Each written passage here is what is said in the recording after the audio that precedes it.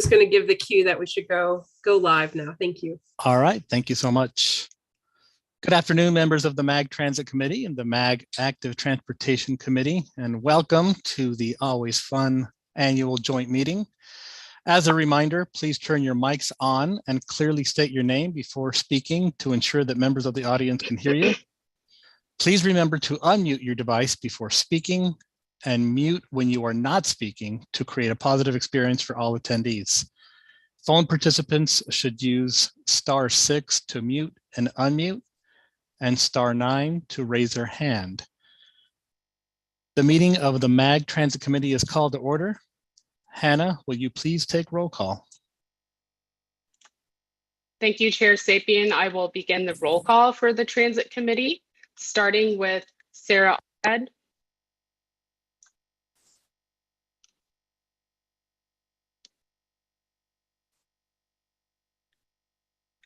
Matt Dudley,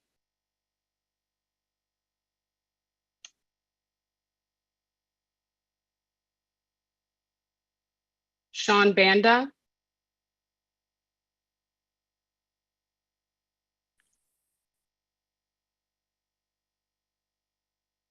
Sasha Pachito.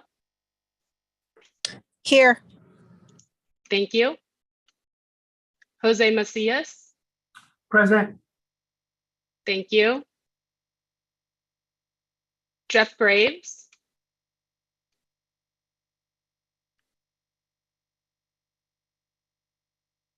Don Coomer.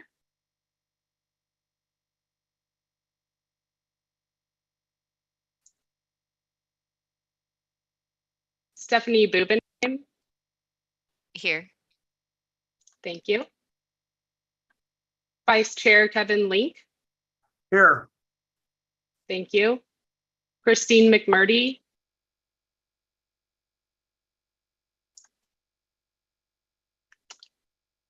Reed Kempton. Here. Thank you. Jody Sorrell. Here. Thank you. Kathy Colbath. Here. Thank you. Nina Arredondo. Here. Thank you. Heather Wilkie. Present. Thank you. Salvatore LaPuma.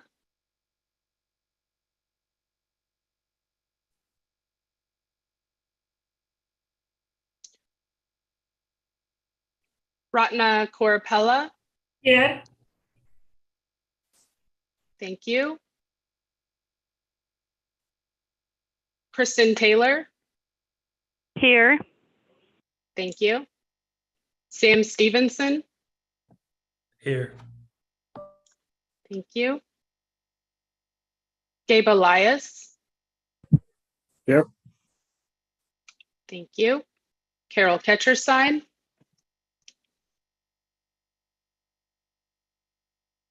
Grant Anderson.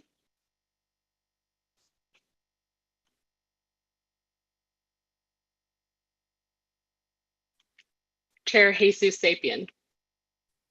Here. All right, thank you so much, everyone. We do have a quorum for the Transit Committee. Before we move on to the Active Transportation Committee, Hannah, would you mind asking for another roll call in case you missed anybody? Thank you, Audra. Are there any members that I have mentioned but not captured today? Yeah, Sean Bonder from Buckeye. I was seconds late, right after you passed my name. I apologize. Thank you. Thank you so much. I've noted your attendance. And this is Garrett from Mesa. I'm also here. I think I must have missed it as I turned my headphones on. I do have Jody Sorrell for Mesa. Noted. Yeah, this is Garrett from Active Transportation. Garrett, we'll call the Active Transportation Committee in just one moment. Well, see, I guess I missed that part too. Sorry about that. No worries. Hey, this is Carol. Are you checking people who miss roll call? Yes, thank you, Carol. I have noted your attendance. I couldn't find the link. Sorry. Sarah Allred from ADOT, are you on?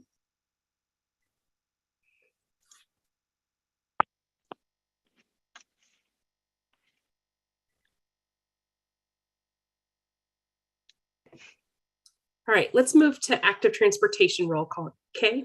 Thank you. The meeting of the MAG Active Transportation Committee is called to order. Kay, will you please take roll call?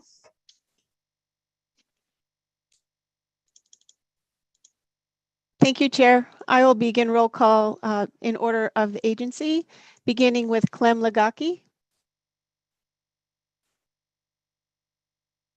Kelsey Shatnick. Here. Thank you. Tiffany Halperin.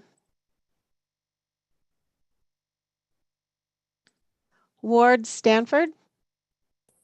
Here. Thank you. Randy Proch. I'm here. Thank you.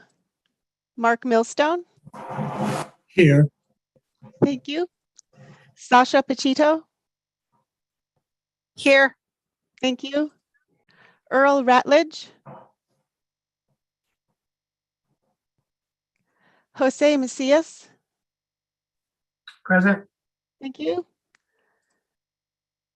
Allison Feliz.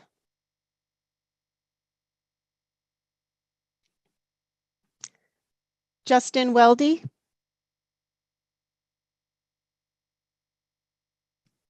Stephanie Bubenheim. Here. Thank you. Mary Lou Garcia. Here. Thank you. Christine McMurdy.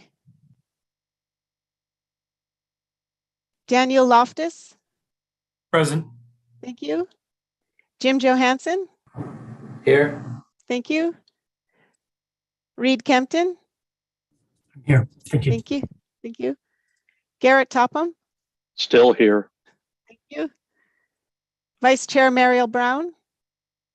Here. Thank you. Jason Harris. Here. Thank you. Brandon Forey. Here. Thank you. Tara Harmon. Present. Thank you. Stephen Esther. I'm here. Thank you. Jonathan Cooch. Present. Thank you. Robert Yabez.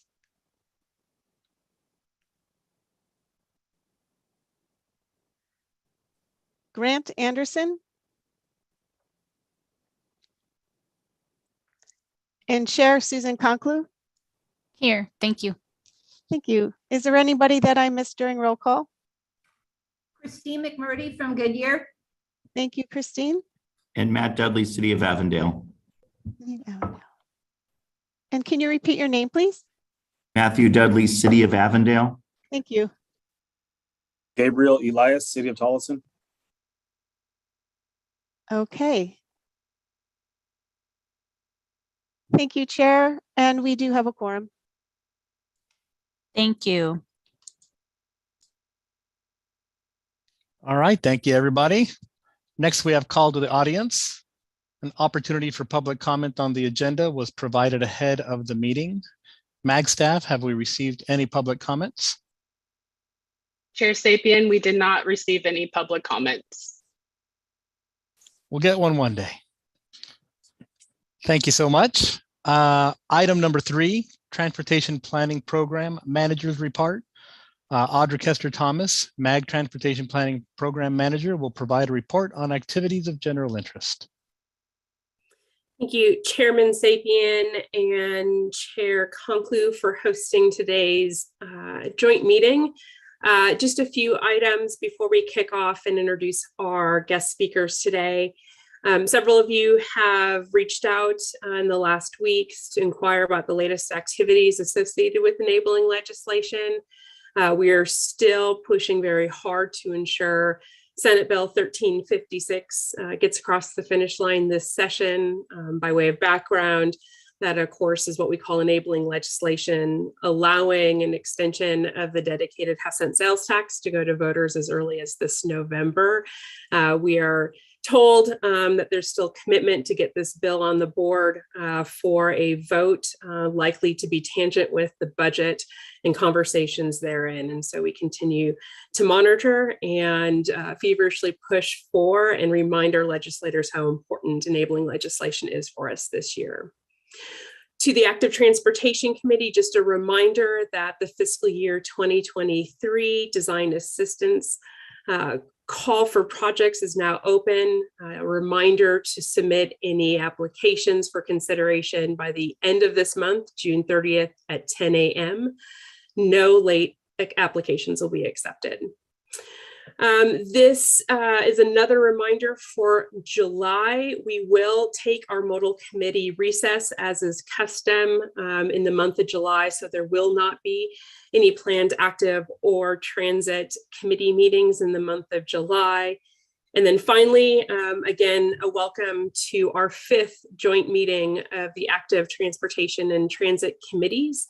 This was established as an opportunity for these committees to get together and have conversations about issues or topics of mutual interest. And today, our staff is very pleased to have provided 2 presentations on placemaking today.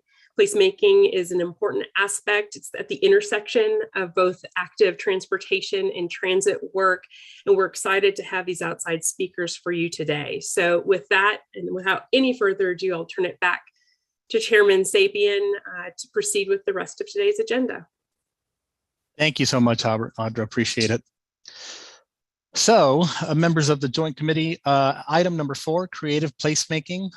Presentation from Local Initiative Support Coalition, otherwise known as LISC here in Phoenix. This will be presented by Carolina Aranibar Fernandez and Sandra Flores, both from LISC. This item is on the agenda for information and discussion, and I'll give you a little bit of a background on each presenter. Sandra Flores is an assistant program officer who helps support equitable economic development in underinvested areas, harnessing her arts and culture, community engagement, and community investment experience as a previous small business owner in the Phoenix area. Carolina Aranibar Fernandez is LISC Phoenix's artist in resident, involved in co-creating stories about the origins and legacies of some of the Valley's grassroots organizations. She has been engaged in creative placemaking for over 10 years. Ms. Aranibar Fernandez and Ms. Flores will present on the LISC program and examples of creative placemaking in LISC neighborhoods in our region. Just a reminder to allow time for presenters today, please hold your questions and we will have a Q&A at the conclusion of both presentations today. And with that, our presenters, take it away. Hi, everybody. Thanks for having us today. We really appreciate being here. We're here to just share what we do with creative placemaking here in the Valley. Creative placemaking is a big part of what we do, and we integrate it into all of our work to make sure that we are voicing our community and integrating our community in the work that we do. Will we go to the next slide, please? Okay, so what we do is creative placemaking. And what is creative placemaking? It's an artistic and cultural activity to strengthen a community, particularly when it reveals and celebrates its characters and identity. At LISC, we support residents coming together to make social, physical, and economic changes in their neighborhoods through arts and culture. This is known as creative placemaking. It's a vital spark that brings a neighborhood to life, making it a place where things are happening and people want to be.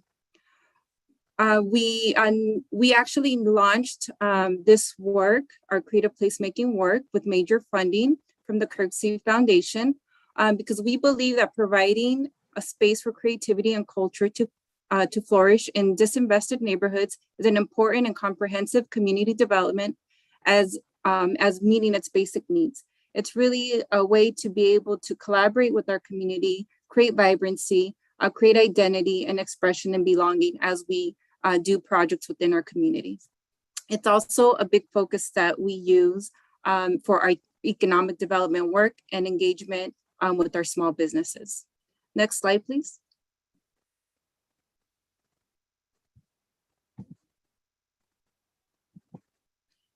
So what we do to move this work forward is that we provide financing for creative placemaking projects through loans, grants, and equity investments. We also provide technical assistance for local community groups to integrate the arts and culture into their revitalization activities. We also, on a national base, we engage in research and learning opportunities for community groups and funders to understand and support more enduring, equitable, and placemaking programs. During the TOD construction in Mesa, creative placemaking occurred organically after noting the need to help small businesses with facade and events for community and support for small businesses. Next slide, please. This here is one of our most recent projects that we did in Mesa as a community engagement efforts to really get an expression and a voice from the community as to what their needs were and what they were seeing through change and development that's happened in Mesa, making sure that there's that even though there's changes within the community, there's development, there's gentrification, there's changes, that community still feels a place of belonging, and also wanting to see how we can better support that community. So it's what we call a program that we call Pláticas, or one of our partners calls Pláticas, and it's a way to bring community together, get a sense of what they're thinking and what they're feeling through development. Next slide, please.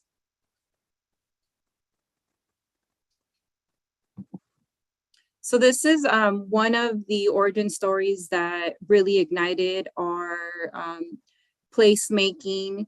Really, placekeeping is another term that we use. Placekeeping during light rail construction in Mesa.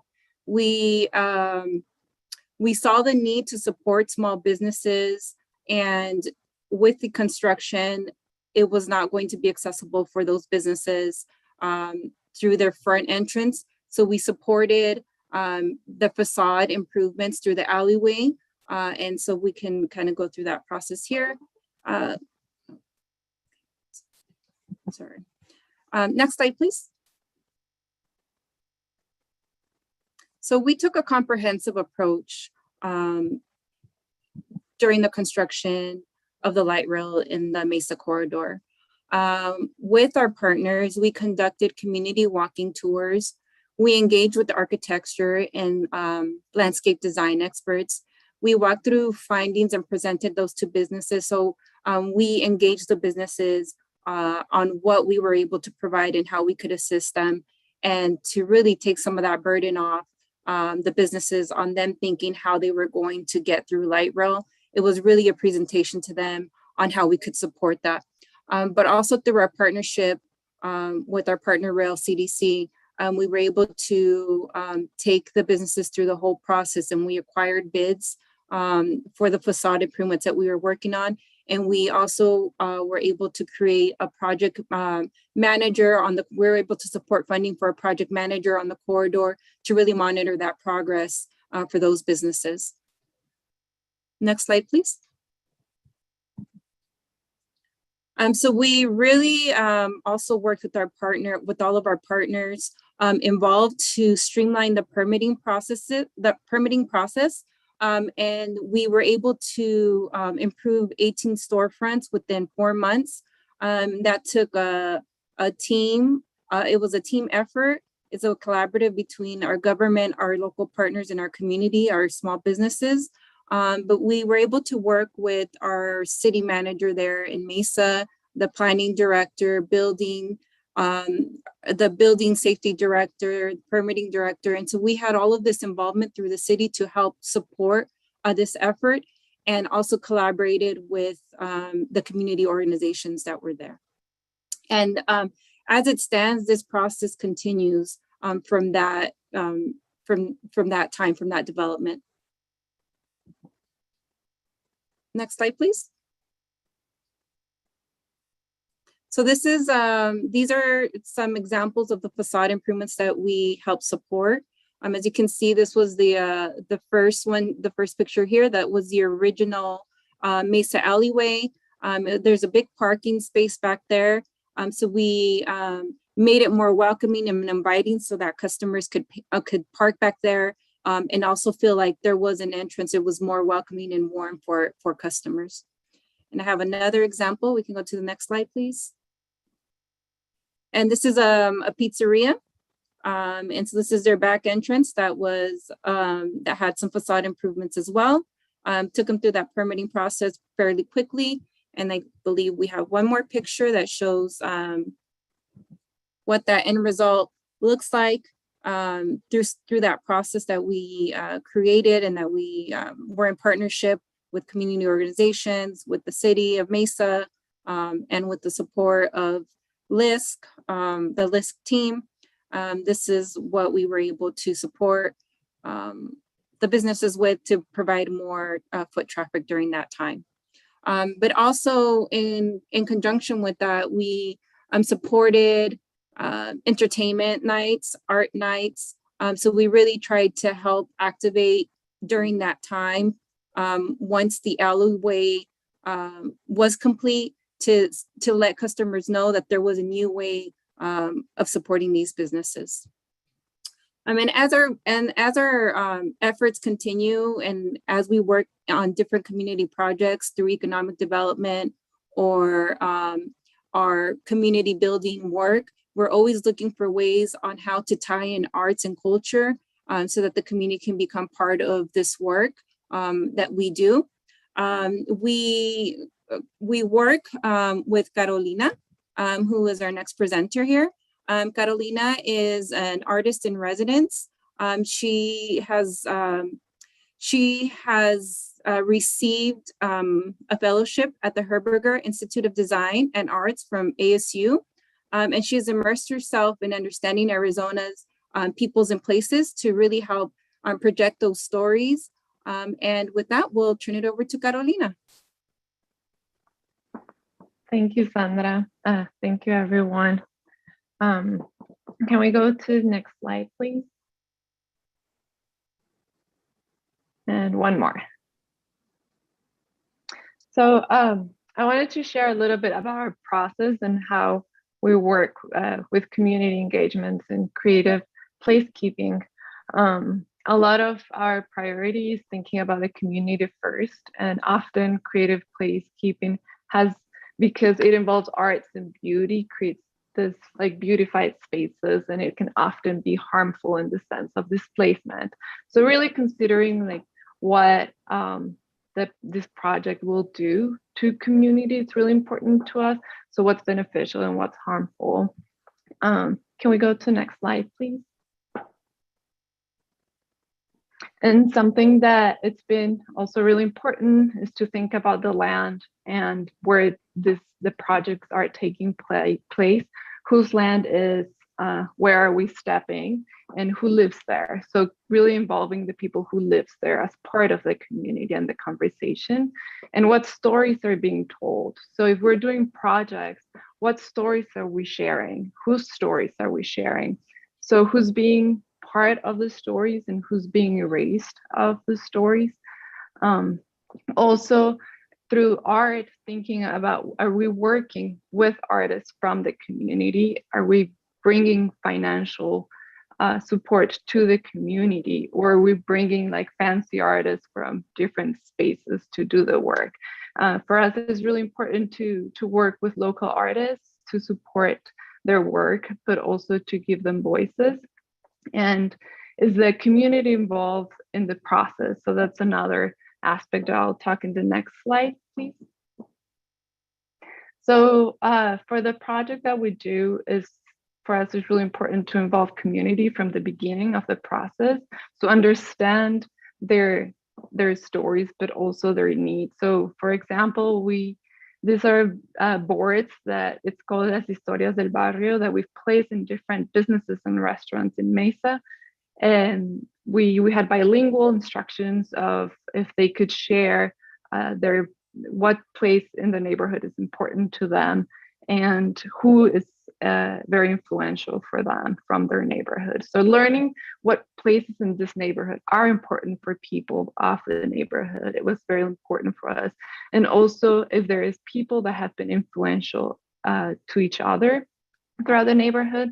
So that's one process where we gather stories and then we use them in murals, involving keeping the stories, but also involving community and painting murals. And on the other side, we have an activity that we did before doing murals at the garden, at the Mesa Urban Garden. We were going to do murals in the pillars, in the 4 pillars. And we wanted to involve community with the artists because we're going to create words and we wanted these words to come from the community. So there are 4 words that you will see in the next slide, please. So this is part of the collective work that we bring community to participate also. And you can see this is the mural that Sandra showed earlier, but we had over 35 to 40 people show up through the day to support painting this mural. And this is at Dayanteria. It's a tire shop, and it's a place that has been really important for the corridor. So we wanted to invigorate it and give it like a different life. And can we go to the next slide, please? And these are the 4 pillar murals with artist Miguel Godoy, who created, they're overlapped words. So they're like abstracted words, but there is amor, which we also use bilingual because it's important. We're in a mostly bilingual neighborhood. So amor, which means love, cultura, which is culture, and resilience and peace. So these are 4 words that the community chose, and also the colors were chosen by the community. And we had a day, 2 different days where the community painted with their artists. So it was really important to have that. Can we go to the next slide, please? And then we do interviews with different businesses throughout the corridor, and we're creating also conversations of stories and zines, or with the stories gathered through the barrio boards and verbal oral stories that have been passed from generations and business owners of the spaces. Also, 2 different residents will be part of this zine. We're going to create a small book sharing this story. So it's important as an archive, but also as a conversation in the neighborhood. If we can go to the next slide, please. And last is a project with Funds to Feed, where there are grassroots organizations working with food, and we're documenting their stories. Social Spin works with houseless, homeless, giving them food, doing laundry for them, and giving them shelter during the heat waves. During the whole summer, they have a space to be. And then Diana Gregory provides food for veterans and elders. So we're documenting their stories and the multiple layers of work they're doing. And it has been really important for us to tell the stories from not only from what they do, but their inspirations and why this has been important for them. We can go to the next, I believe is the last. And same with the Theo Patley Collective, another grassroots organization that provides food for a lot of people in the Valley, and mostly indigenous food. So the stories of food are so important, and the stories of where this food comes from and why this food is important. And I think that's it for the process. Thank you so much. Thank you both for the information. For both committees, this item was for presentation only. Does anyone have any questions for our presenters? Chair Sapien, we're going to hold questions for the conclusion of both presentations. Okay. Thank you. We will do that.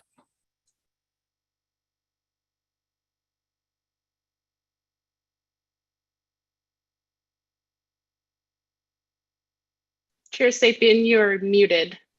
I'm sorry, there we go. Okay, so going on to item number 5, building healthy connected communities along Division Transit Line. This will be presented by April Bertelsen, Transit Modal Coordinator, Portland Bureau of Transportation. This item is also on the agenda for information and discussion. April Bertelsen is the City of Portland's first Transit Modal Coordinator. She works on the Complete Streets team and Transportation Planning Board at the Portland Bureau of Transportation. She led the development of the PBOT Enhanced Transit Corridors Plan and the Division Midway Neighborhood Street Plan, and supported the PBOT planning efforts for the Division Transit Project, Portland's first bus rapid transit project. She has been with the City of Portland since the year 2000, serving in various roles as a transportation planner. April is passionate about improving transit equity, complete streets, multimodal design, data-driven decisions, and partnerships. Ms. Bertelsen will speak to the unique public engagement efforts used to advance placemaking and inclusivity as part of the multimodal corridor planning process that led to the Division Transit Project. As a reminder, we will take questions for our speakers after the conclusion of this presentation. Ms. Bertelsen, take it away. All right, thank you. And I was preparing to share my screen, but I see that you have done that for me. Thank you. I will give some prompts for to when to shift.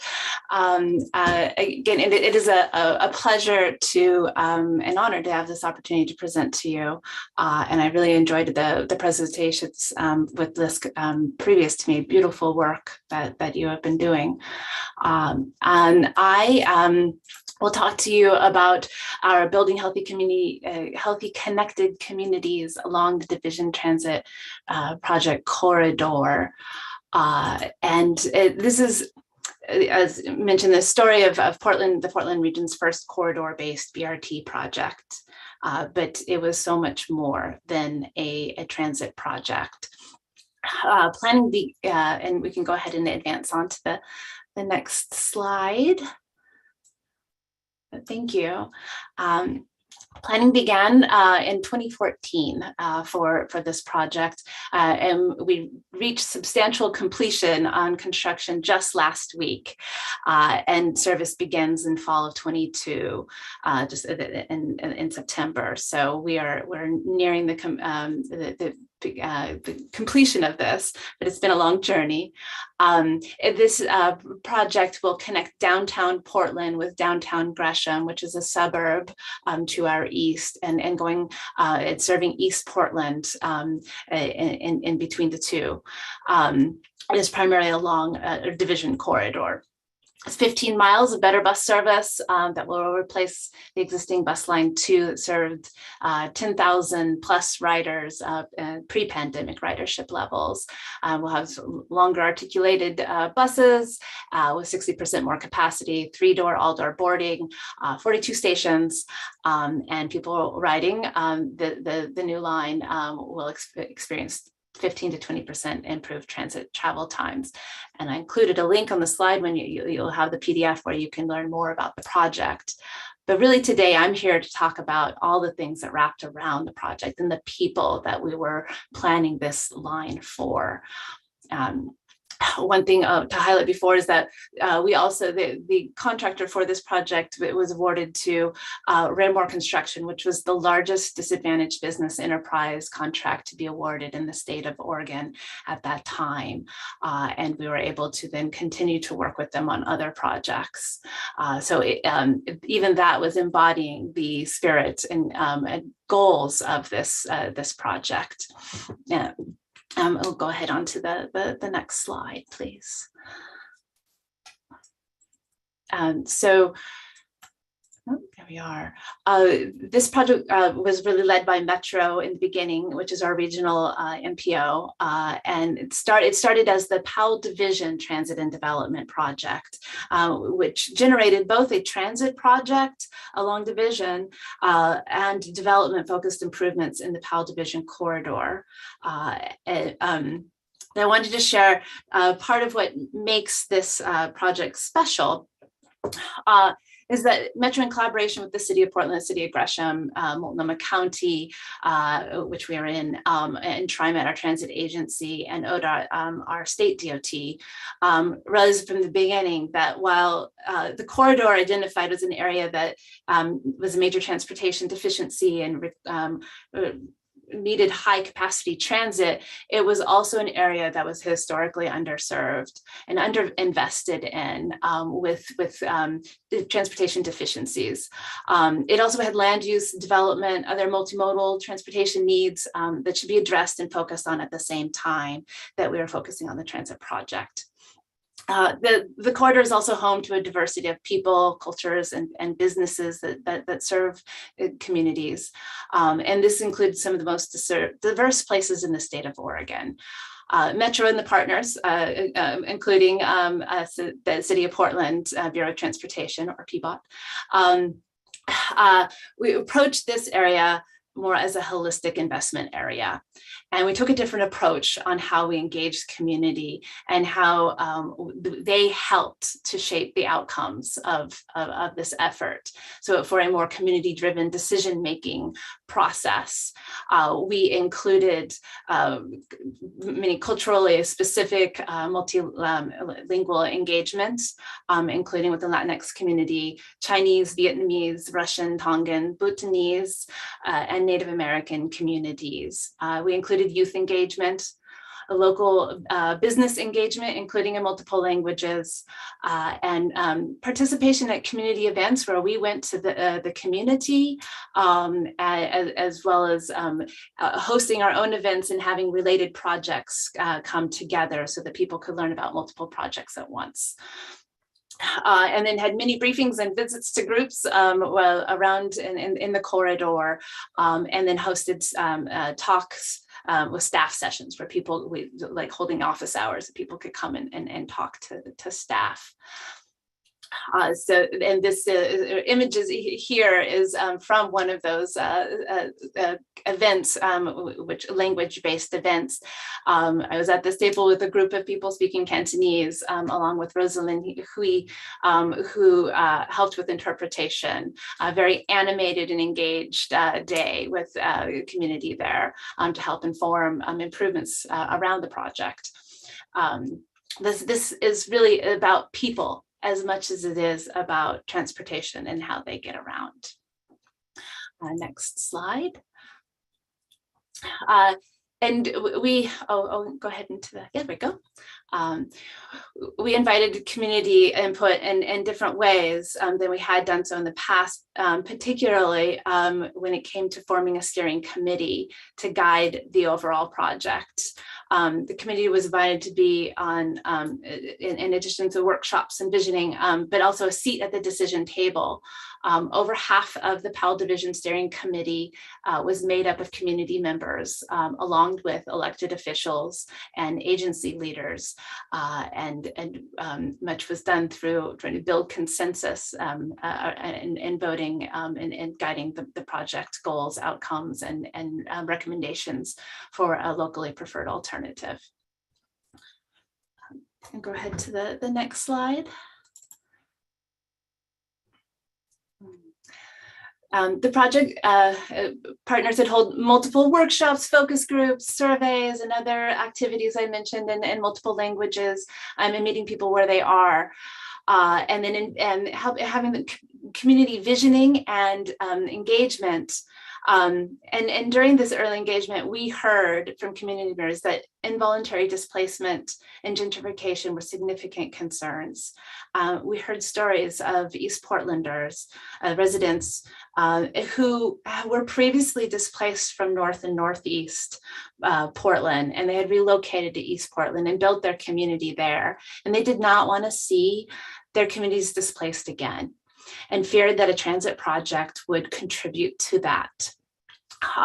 Many said they would not support the project unless we could include strategies and commitments to help prevent this from happening, especially happening again. And so, you know, there was some debate about how much influence a BRT project would have on real estate market along the corridor or in East Portland. But that said, there were broader market forces in the city and the region that were growing and contributing to growing affordability crisis that we live in today. And so ultimately, whatever the cost may be, we wanted to invest in the community in a manner that enables community members to remain and benefit from the improvements that we were planning with them and for them. And so, well, we anticipated that more people would move to the corridor as it grows and becomes more attractive and increased density or opportunities to move there. But this should not be at the risk of involuntary displacing current residents. So ultimately, this was about creating the conditions for mixed income communities, places for people and businesses are able to remain, and shared prosperity, and building those conditions for shared prosperity. This is also equity and transportation work to reduce disparities. The result from this, what we're hearing and the way that we shape the process and decision-making process is that the goals of the project reflected what the community told us they cared about most. And that was not only improving mobility with an efficient transit investment, but also well-being, that the future development and transit improvements would create safe, healthy neighborhoods and improve access to social, educational, environmental, and economic opportunities, and equity, that future development and transit improvements would reduce existing disparities, benefit current residents, businesses, and enhance our diverse neighborhoods. So there is a commitment to prevent market-driven involuntary displacement of residents and businesses and equitably distribute the benefits and burdens of this change. Those are actually words from the adopted project goals and outcomes. On to the next slide.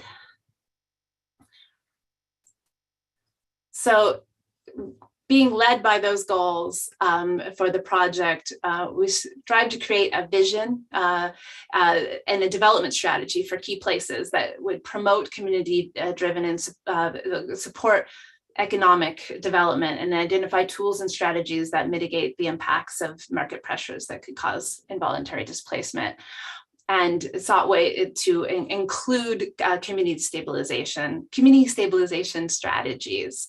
This led to a three-prong corridor-wide strategy that included these three categories of transit investment, equitable housing and community development, and safety and active transportation.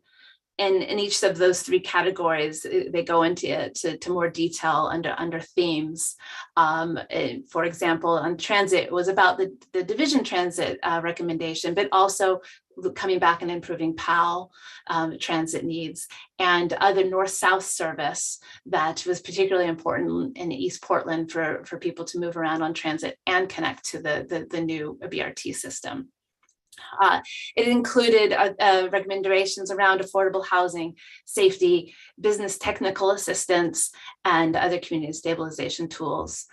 And it included on the transportation side, both improvements on major corridors, including division itself for safety and pedestrian and bicycle access improvements, plus also looking at the network of local streets to improve walking, biking connectivity, given that many of the streets, even just one street off, somewhere missing sidewalks or unpaved, and as well as long distances between crossings. So these were conditions that were important for people to get around in their community as well as to connect to transit. And so we included this in our holistic approach in the corridor-wide strategy. On to the next slide. And here's the next three slides really are just images from that corridor-wide strategy. For each of those three areas, we had a page with a map identifying projects, improvements, and then brief descriptions down along the bottom. And so this is the one for transit. The next slide has the example from our community development and strategies there, and for Portland, Gresham, as well as Metro and TriMet at the regional level. And then the next one includes similarly projects for safety and active transportation, and identifying on Powell, the other major corridor. We started looking at Division, where we decided to locate this transit project, and then north-south connecting in between, really thinking about the fabric of how people get around. And these are all projects that we are pursuing to build. Some are in the ground and some are still coming along. On to the next slide. And so when it came time to adopting the locally preferred alternative for the transit project and participating in the FTA Small Starts program, the LPA was adopted by our city council, the other councils and commissions, and ultimately the regional metro council. And we included both that corridor-wide strategy as well as several conditions of approval that came with our support for the project. Ultimately adopted by council in December 2016, and it addressed what was really important. These conditions of approval were targeted to address the community stakeholder concerns, including to prevent displacement, and really critical to their continued support of the project. There was much back and forth, sitting in rooms, discussing, phone calls, emails, up until the week of council, where we were refining and adding to those conditions of approval and adopting resolution, and showing up with support for the project. On to the next slide. And part of how we came up with those conditions and working with the community, it was also informed from the documents and the plans that we had completed with them along the way, including the Powell-Division Transit and Development Project goals and outcomes and corridor-wide strategy, a local action plan that we developed for Portland. Gresham also had one for their jurisdiction. And it was really also, some things were steeped and grew from our comprehensive plan for the city that had been completed in just previous to or updated recently around the project and the community groups. This here, an image from our Portland local action plan and a link to visit that and learn more. And we grew from those to identify things like targets and goals and strategies. On to the next slide. The main categories of our conditions of approval were to have milestones with updates to our city council and to the community on the progress being made on meeting the conditions of approval, as well as with the transit project progress. Community goals around community engagement, completing transportation projects, so that's folded in there, affordable housing, investment strategy, and economic development and business mitigation strategies, and transit service improvements beyond the transit project. Going on to part of this was these were also the main ingredients for building healthy, connected communities. These were the ways in which we were seeking to do that and help with the stabilization and shared prosperity. And part of that holistic approach, that we weren't here just to build a transit project. And helping to stabilize and for the businesses to prosper so that they could remain, benefit, and grow along with the transit project. Some of the key things around the business development and mitigation were to have liaisons to the businesses during construction, as from TriMet and the transit project. Our urban renewal agency had, within areas we had identified as neighborhood prosperity initiatives, they were a project partner in helping to also have liaisons in the community and helping businesses connect with resources, a small business development program and grants and whatnot. And so we're really trying to wrap around services with our partners, with the areas where they have expertise. On to the next slide. So this really involved a lot of what we started calling synchronized swimming by a team of bureaus and agencies and partner groups outside of the government agencies.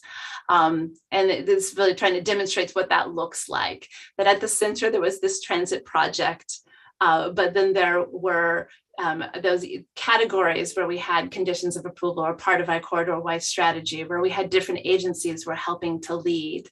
And a big part was this approach was help us learn how to align investments to meet community needs, to better serve them through a holistic look at communities, and something that we'd like to do in more, or to replicate in more corridors. Some key takeaways that I'd want to share around this are that, find partner agencies that help meet community needs. I think we recognize that we have our different expertise or areas where if transit planning or transportation, but go find your housing bureau and affordable housing builders and agencies. Find those who can help and address what you're hearing from the community. Find ways to align goals and resources, budgets, commitments with those partner agencies. And get staff in a room to work together through this. We had long conversations and build relationships with people in the other agencies. And I think really key to this was to find a balance between aspiration and trying to meet the needs of what the community was asking for, and what was realistic commitments to given resource constraints. So trying to stretch to meet the needs, but not overcommit with hollow targets that we couldn't meet, because this would only let down the community or erode trust. So this really was about trying to identify targeted improvements that we could then do, and then stretch and find a way to make it happen. And that, I think there's a lot of art in there in that process. But we were working at all levels of government, from staff to bureau directors and city councilor commission members. So really trying to align to have budgets and leadership align on these fronts, so that when we went to city council, it was unanimously supported. And they could see we all had a role. And that really involving our agents partners at each step of the way, from the planning and the setting and goals to adopting commitments onto the reporting. So when we go back to council to report our status updates, we're doing so with our bureau partners who are helping to meet those commitments. On to the next slide here. I just wanted to highlight a couple of those accomplishments here on the affordable housing, which was a really big a part of our stretch goals, was to build 300 to 600 affordable housing units in the corridor in the first 5 years. So between now and when the project was opening. And we were able to, and that roughly a quarter of those would be in East Portland, which is east of the freeway there on the map. And we were able to do so. 5 affordable housing developments were completed or in progress with our housing bureau, some in partnership with our Metro Transit-Oriented Development Program, and community development corporations to build them. Altogether, there are 552 affordable housing units currently in progress in the corridor, and more than 259 of them are located in East Portland. So we are meeting our goal on this one together with our partners at the Housing Bureau. I'll go on to the next slide.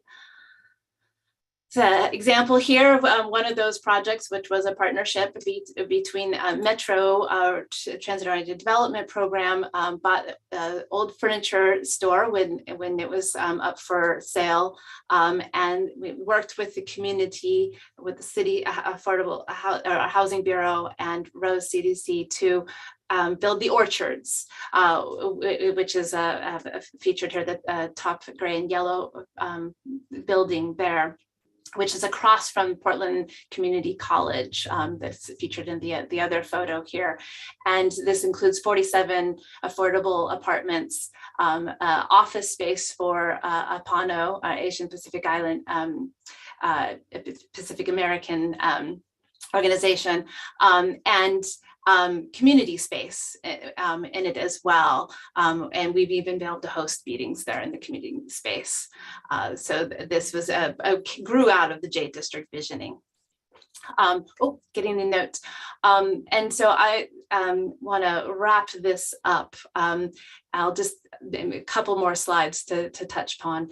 But in addition to this, Transportation Bureau, PBOT, also was investing in safety and access improvements onto it. There was also art grants to help with the community placemaking that Metro helped to administer. And then on to the next slide, we invested in safety and access improvements to coordinate around and with the transit project to improve safety and access, which those are also nearing completion.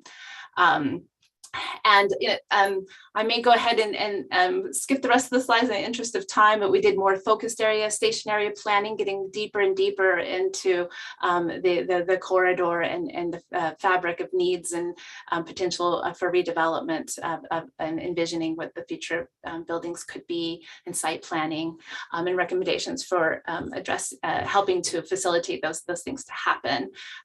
Funding and business liaisons to continue doing work in the corridor as well. And I may just go ahead and jump to the last slide and open up to some discussion here, and just leave with the final words, that reminder that this is about people we are planning and building for, and that we're doing this for them.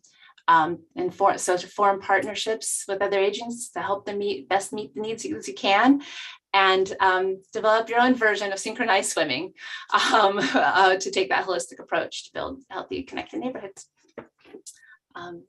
Thank you. I'll leave it there. It's time for questions. Thank you so much. Very, very interesting stuff for both groups. Big projects that you all got going on in your respective areas. Very, very impressive. So for members of both committees, these items were information and discussion. Does anyone have any questions on either presentation?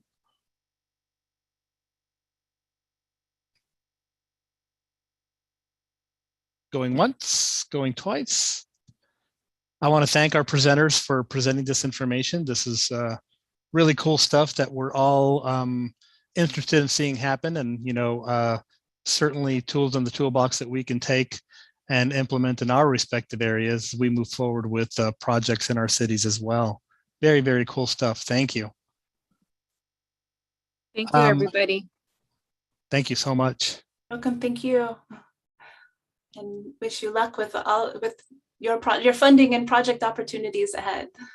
Thank you. We appreciate that. We're always seeing what our peers are up to. So item number 6, request for future agenda items. Are there any requests by a committee member for a future agenda item?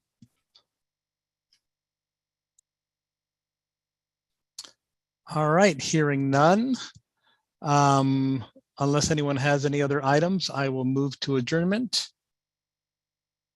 The next Transit Committee meeting is scheduled for Monday, August 1st, 2022 at 1 p.m. via teleconference.